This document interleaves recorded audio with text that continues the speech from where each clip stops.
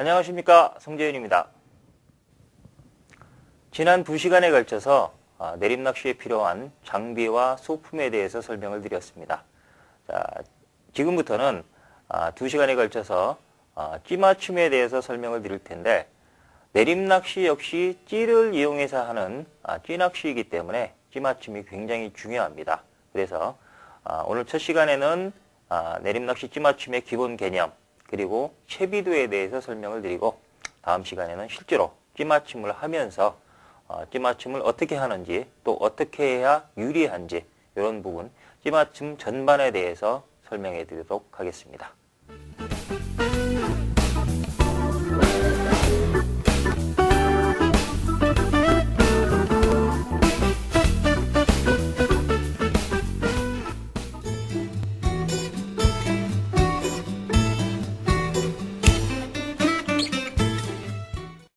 먼저 내림낚시의 찌맞춤을 하기 위해서는 기본적으로 내림낚시가 어떤 낚시인지 그 유래에 대해서 또 개념에 대해서 한번 알아야 될 필요가 있고, 또 내림낚시에서 쓰는 그 찌의 찌탑, 찌탑의 재료라든지 또는 명칭에 대해서도 알아볼 필요가 있습니다. 그래서 먼저 내림낚시의 개념을 먼저 한번 파악을 해보도록 하겠습니다.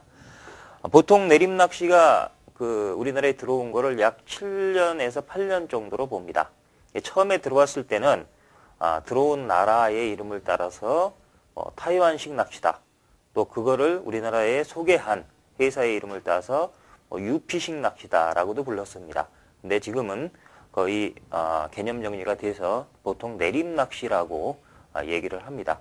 자, 내림낚시라고 부르는 이유는 보통 저희가 바닥낚시는 봉돌이 바닥이 닿고 미끼도 바닥에 닿아 있는 이렇게 돼서 요 미끼를 먹고 들어주면 봉돌이 들림으로써 찌가 올라오는, 그래서 올라오는 찌를 보고 챈다라고 해서 우리 전통적인 바닥낚시를 올림낚시라고 합니다. 올림낚시라고 하고, 그 다음에 중충낚시가 있는데, 이거는 채비를 중충에 띄워놓고 입질을 했을 때 찌가 쏙 내려가는 걸 보고 캐는 그런 낚시를 중충이라고 합니다. 자, 바닥낚시는 저희 전통적인 낚시이고, 중충낚시는 일본에서 약 30년 전에 들어온, 그래서 자리를 잡고 있는 낚시인 상태에서 내림낚시가 들어왔는데, 요 내림낚시는 요 두 가지의 공통점과 틀린 점이 있습니다.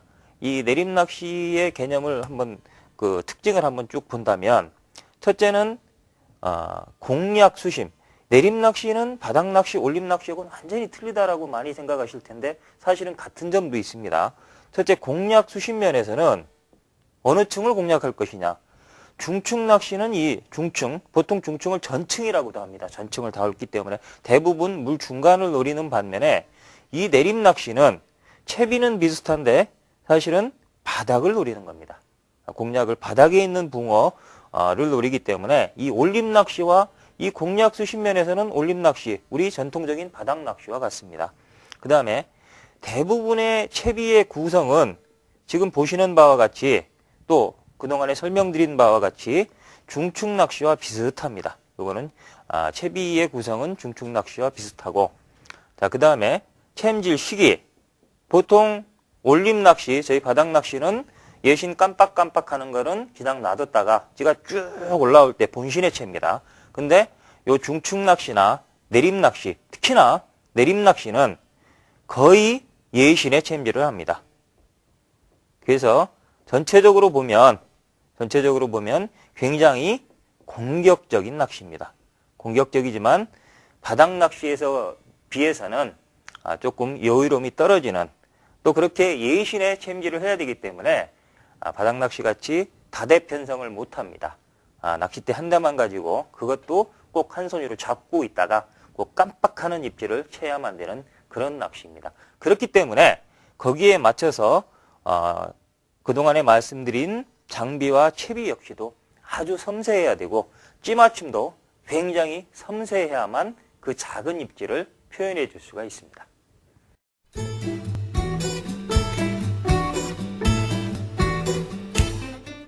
내림낚시를 처음 접하시는 분들이 처음으로 고민하는 부분이 아마 어떤 찌를 쓸 것인가, 이제 그런 찌를 고르는 데 있어서 뭐 솔리드 탑이다, 또 무크찌다, 뭐 튜브찌다 이렇게 얘기를 하면 그게 어떤 게 좋은 건지 또 어떤 게 무크고 어떤 게 솔리드인지 몰라서 혼란스러운 경우가 굉장히 많습니다. 그래서 우리나라에서 지금 찌탑의 소재로 쓰이고 있는 재료들을 한번 특성을 한번 비교를 해드리고 내림낚시에는 주로 어떤 게 적당한지를 설명을 드리겠습니다. 크게 찌탑의 소재는 카본과 솔리드와 튜브로 나눠집니다. 자, 요 카본은 탄소 섬유인데 요거는 내림 낚시에서는 거의 쓰지가 않습니다. 이거는 거의 올림 낚시, 우리 바닥 낚시는 거의 카본을 씁니다. 왜냐하면 첫째는 아주 가볍고 또 직진성도 좋습니다. 그래서 가공하기가 아주 좋기 때문에 이 카본을 쓰는데 단점은 역광이 안 됩니다. 역광이 안 되고 순간적인 충격에 아주 약합니다. 그렇기 때문에 요거는 올림 낚시에 주로 씁니다. 그 다음에 솔리드인데 솔리드는 원래 이 솔리드란 영어 자체가 속이 꽉 차 있다는 뜻입니다. 속이 꽉 찬. 그래서 요 튜브, 속이 비어있는 튜브에 대응하는 말이 솔리드입니다. 그래서 사실은 그런 의미, 엄밀한 의미에서 따지면 카본도 솔리드에 속합니다. 그래서 카본도 속이 꽉 차 있기 때문에 솔리드에 속하는데 카본이 원래 있는 상태에서 솔리드가 나왔기 때문에 요거는 솔리드는 카본하고는 구별해서 이해를 하셔야 될 겁니다. 요 솔리드에는 그러면 낚시찌에 쓰이는 솔리드는 크게 글라스 솔리드와 PC 솔리드가 있습니다. 요 글라스 솔리드가 지금 가장 많이 쓰이는 내림 낚시, 요게 가장 많이 일반적으로 쓰이는 내림 낚시 찌톱이라고 생각하시면 됩니다. 자, 그 다음에 최근에 이제 또 나오기 시작한 게 요 PC 솔리드입니다. 이거를 많은 분들이 무크라고 알고 계신 게 요 PC 솔리드입니다. PC 솔리드인데 요거는 글라스에 비해서 무게도 약간 가볍고 폴리카보네이트가 들어가 있어서 약간 가볍고 그 다음에 투명합니다.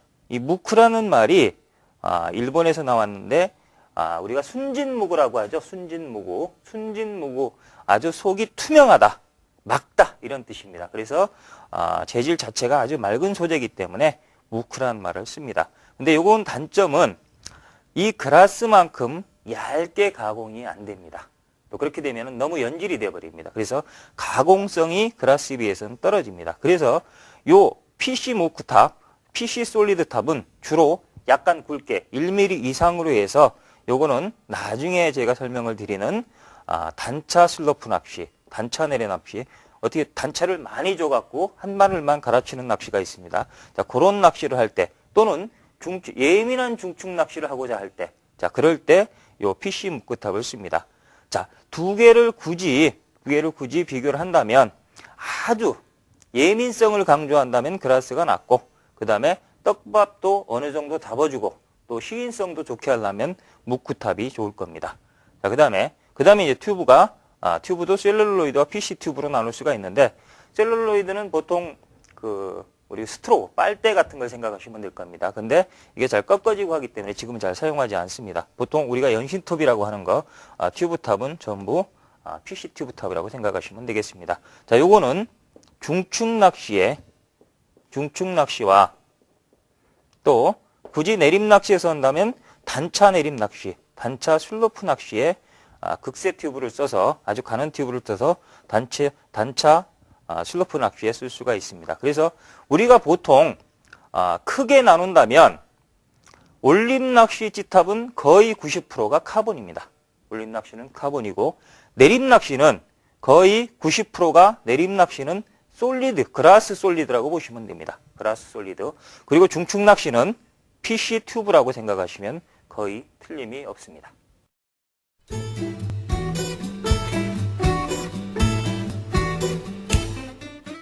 내림 낚시 찌맞춤에 있어서는 보통 오목에 맞춰서 나는 6목을 내놓고 썼다라든지 또는 7목에 맞춰서 3목을 내놨다 이런 식으로 얘기를 하는데 처음 접하시는 분들은 이게 새로운 개념이기 때문에 목수를 어떻게 헤아려야 되는지 또 어떤 걸 목수라고 하는지 잘 모르시는 분들이 있습니다. 그래서 그 목수에 대해서 찌탑 명칭에 대해서 설명을 드리면 목은 보통 내림찌를 보면 맨 위에가 빨간색 칠이 되어 있습니다. 빨간색, 그 다음에 형광색, 주황색, 형광색, 빨간색 이런 식으로 배열이 계속되는 게 가장 전형적인 찌탑의 배열인데 그렇게 보면 1, 5, 5번째 그리고 9번째, 13번째 이런 부분에 빨간색이 들어가 있습니다.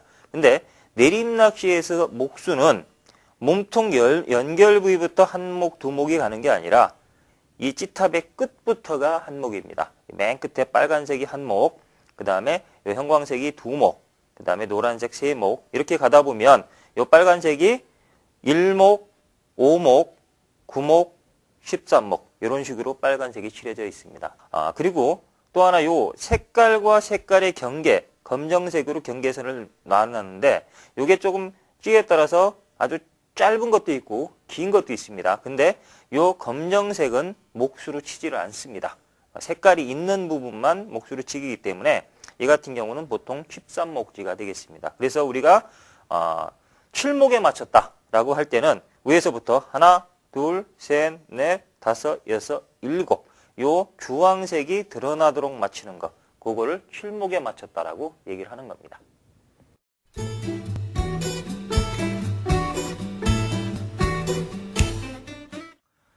내림낚시 찌맞춤으로 했을 때 채비의 모양새가 한 가지가 아니기 때문에 여러 가지 나타날 수 있는 모든 채비의 모양새를 한번 그려봤습니다.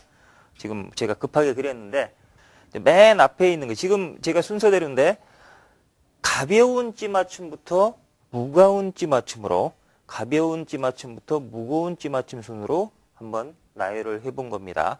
지금 1번 같은 경우는 두 바늘이 다 떠 있습니다. 지금 모양새를 봤을 때 바늘의 위치에 따라서 명칭이 또 틀려지기 때문에 바늘의 위치가 어떻게 되어 있나도 한번 보시기 바랍니다. 자, 이거는 바늘이 다 떠 있습니다. 자, 이렇게 되어 있는 거, 두 바늘이 다 떠 있는 거는 내림낚시라고 하지는 않습니다. 중축낚시입니다. 이거는 준축 또는 전축낚시인데 내림낚시도 하다 보면 또 표축낚시를 하기 위해서 띄워서 하는 경우도 있기 때문에 또 전혀 틀린 부분은 아니기 때문에 중축낚시도 한번 또 비교하기 위해서 그려놨습니다. 요거는 중축낚시입니다. 자, 그 다음에 요거는 한 바늘은 완전히 닿아 있고 또 아주 짧은 목줄로 한 바늘이 떠 있습니다. 자, 요런 거는 원래는 한 바늘 닿기, 한 바늘만 닿아 있다 해서 한 바늘 닿기 또는 뭐 한 바늘 동동 이렇게 얘기를 하는데 요즘에는 한 바늘은 목줄을 길게 주고 한 바늘은 아주 짧게 둬서 요 짧은 목줄에 밑밥만 주도록 자 그런 용도로 실제로 잡아내는 건 긴 목줄에만 잡아내게 그래서 요 짧은 목줄을 완전히 띄우는 그런 낚시가 유행을 합니다. 그래서 요 부분은 보통 내림 낚시와 조금 구별을 해서 단차 슬로프 낚시다 이렇게 구별을 하기도 합니다. 단차 슬로프 낚시 한 바늘을 완전히 띄운 경우가 되겠습니다. 자, 그 다음에 자, 우리가 보통 내림 낚시라고 하는 게 3번, 4번, 5번 정도가 될 겁니다. 3번, 4번, 5번 정도 되는데 지금 3번하고 4번은 비슷한데 차이점은 두 바늘이 다 닿아 있는 겁니다. 닿아 있는 건데 요 3번은 이게 거의 90도로 닿아 있는 겁니다. 그러니까 요거는 짧은 목줄 살짝 닿기 정도가 됩니다. 정확히 표현한다면 짧은 목줄의 바늘이 바닥에 살짝 닿아 있는 형태 거의 바닥과 90도를 이루고 있는 형태 이거는 긴장도가 굉장히 강한 상태가 되겠습니다. 이렇게 되려면 본인이 찌맞춤한 목수보다 나중에 설명을 드리겠지만 찌맞춤한 목수보다 덜 나오게 바깥으로 예를 들어 7목에 맞췄으면 뭐 3목 내지 4목 정도만 나오게 하면 이런 형태를 만들 수가 있습니다. 이거는 긴장도가 굉장히 높은 형태가 되겠고 보통 우리가 가장 일반적으로 하는 내림 낚시는 4번 정도가 됩니다. 4번. 그래서 두 바늘이 닿아 있고 목줄도 약간 경사를 지고 있는 그래서 짧은 목줄은 경사가 절져 있고 긴 목줄은 요 단차 거리만큼 더 경사도가 심한 그런 경우가 되겠습니다. 요런 4번의 형태가 가장 많이 쓰는 내림 낚시라고 보시면 됩니다. 자, 그 다음에 5번은 3번이나 4번에 비해서 목줄이 많이 경사되어 있습니다. 자, 이런 거를 이것도 역시 내림 낚시의 일종인데 자, 이게 각도, 경사각도가 많이 졌다라고 해서 보통 이거를 구별해서 뭐 슬로프 낚시다라고도 얘기를 합니다.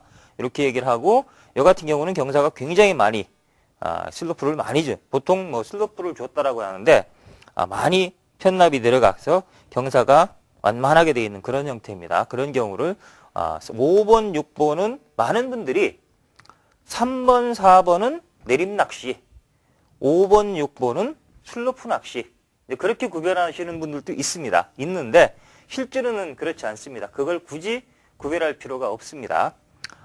보통 내림 낚시가 우리나라에 처음으로 도입될 때 보통 3번과 4번식으로 낚시를 많이 했습니다. 낚시를 많이 했는데 이 두 가지는 아까 말씀드렸지만 긴장도가 굉장히 강한 잔존부력이 많이 남아있는 낚시입니다. 그래서 입질은 확실하게 끊어질 수가 있는데 작은 입질은 나타내지 못할 수도 있습니다. 그래서 아주 예민한 입질, 특히나 저수온기에 작은 입질도 가장 적은 힘으로 입질을 하더라도 찌가 나타나도록 하기 위해서 약하게 맞추고 슬로프를 많이 줘서 목줄 기울기를 많이 줘서 하는 낚시를 해보니까 더 잘 끊기더라. 또 더 깊이 끊기더라.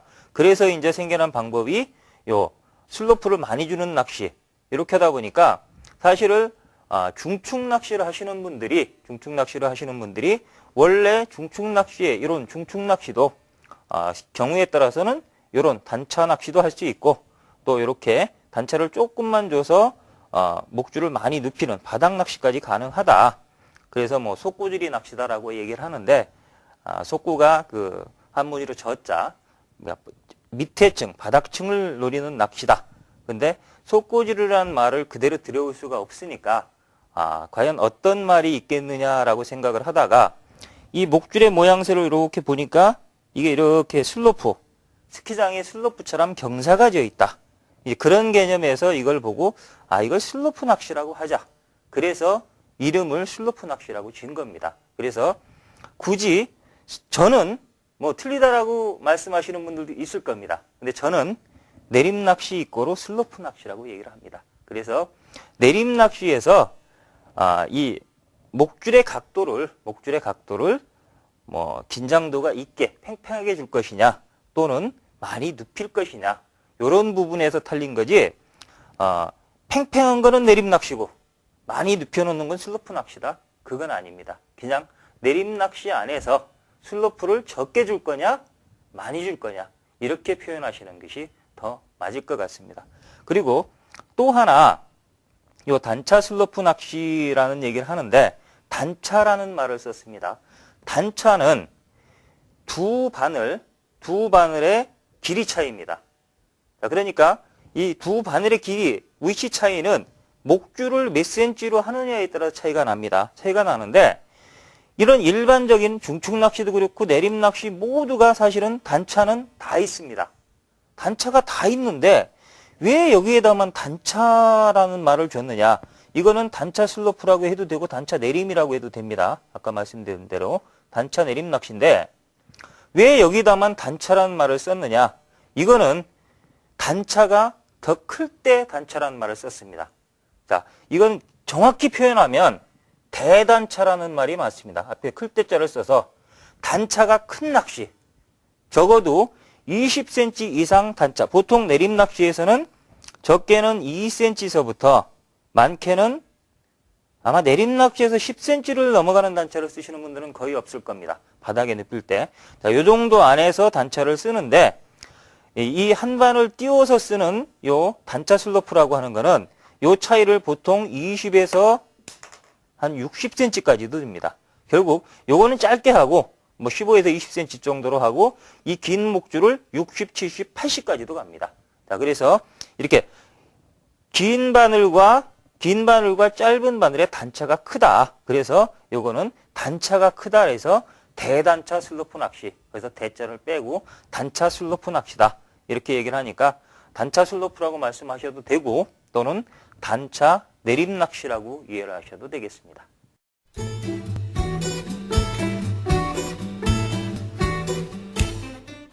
지금까지 내림 낚시 채비도에 대해서 쭉 설명을 드렸는데 실제로 이것을 수조 또는 현장에서 찌맞춤을 하셔야 됩니다. 자, 근데 내림 낚시 찌맞춤 과정 중에 기존의 올림 낚시와 틀린 독특한 부분 중에 하나가 수심 측정을 정확히 해야 된다는 겁니다.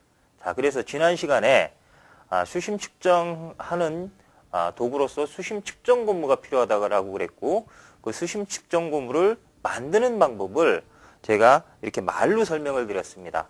왜냐하면 너무 무거운 측정 고무를 쓰면 원줄이 사선을 그리겠고, 또 너무 가벼운 거를 쓰면 찌를 다 내리지를 못합니다. 그래서 수심이 파악이 안 됩니다. 그래서 적당한 수심 측정 고무를 만들어야 되는데, 그럼 어떤 게 적당한 거냐? 자, 이론상으로는 본인이 쓰는 요 찌탑의 부력을 상쇄시킬 정도의 수심 측정 고무면 가장 적당하다고 그랬습니다. 자, 근데 많은 분들이 그러면 실제로 그렇게 수심 측정 고무를 어떻게 만들어야 되느냐, 그걸 한번 보여달라라는 요청이 좀 있었습니다. 그래서 실제로 한번 제가 수심 측정 고무를 만드는 과정을 보여드리겠습니다. 먼저 채비를 다 연결하십시오. 찌의 채비를 연결하시고, 지난번에 설명드리기를 제일 먼저 찌탑과 몸통이 만나는 부분까지 가볍게 찌맞춤을 하라고 그랬습니다. 자, 찌맞춤을 편납을 조정을 하셔서 몸통이 연결 부위가 정도가 나올 정도로, 이 연결 부위 빨간색 정도가 나올 정도, 지금 채비가 떠 있는 상태입니다. 이렇게 가볍게 찌맞춤을 하십시오. 자, 이렇게 찌맞춤이 됐으면 이건 편납을 가감하셔서 이렇게 만드시면 됩니다. 이렇게 되면 여기에 지우개를 조금 큰 거를 달아 주십시오. 두 반을 같이 해서 큰 거를 달아서 넣어보면, 가벼운 거 해서 안 가라앉을 정도가 되면 안 됩니다. 처음에는 가라앉아야 됩니다. 자, 가라앉을 정도로 무거운 걸 달아주셔서 가라앉으면 이 상태에서 편납 가감하듯이 지우개를 깎으시는 겁니다. 지우개를 깎아서 찌가 서서히 또 올라서 수면에 일치될 정도로 이렇게 올라와서 수면에 일치되면 그게 수심 측정 고무가 완성이 되는 겁니다. 자, 이런 상태에서 요거를 칼이나 니퍼나 커터 같은 걸 이용해서 좀 깎아 주십시오. 자, 이렇게 조금 깎고 속도를 보면서 우리가 그 수평찌 맞춤하듯이 이렇게 조금씩 지우개를 깎아서 다시 한번 넣어 보겠습니다. 이렇게 넣었을 때 찌탑이 천천히 들어가서 바닥 낚시에서 수평찌 맞춤을 하듯이 수면에 일치될 정도, 조금 나와도 상관없습니다. 그 정도가 되면 요 찌에 딱 맞는, 아까 여기다 맞춰서 이만큼 다 찌탑을 내린 겁니다. 이 지우개 무게로. 그래서 요 찌탑의 부력을 상쇄시킬 정도의 수심 측정 고무를 맞는 겁니다.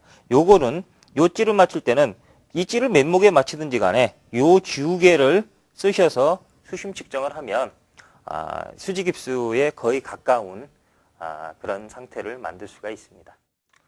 지금까지 내림낚시의 개념과 채비도에 대해서 설명을 드렸습니다. 다음 시간에는 이런 채비 모양을 물속에서, 안 보이는 물속에서 만들어내기 위한 찌맞춤을 실질적으로 하면서 찌맞춤에 대해서 설명을 드리도록 하겠습니다. 감사합니다.